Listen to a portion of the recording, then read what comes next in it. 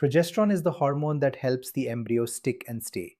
Without enough progesterone, or if it's used incorrectly, even the best embryo won't implant. And here's the uncomfortable truth: many patients are prescribed progesterone but not taught how to use it properly.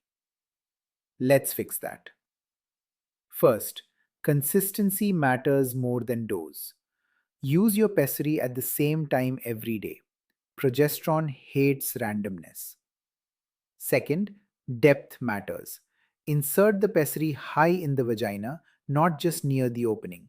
Shallow insertion equal to poor absorption. Third, don't panic about discharge. Leakage doesn't mean it isn't working. Progesterone is absorbed quickly. What leaks is mostly the base. Fourth, never skip doses. Missed progesterone equal to missed implantation window. If you forget a dose, don't double up blindly. Ask first. More progesterone doesn't always mean better results. Too much can actually disturb the uterine environment. And no, blood levels alone don't tell the full story. What matters is whether your uterus is actually responding. If your IVF cycle failed, ask yourself this: did anyone explain why you were given progesterone, how to use it, and whether it was enough for you? If not, don't repeat the cycle blindly.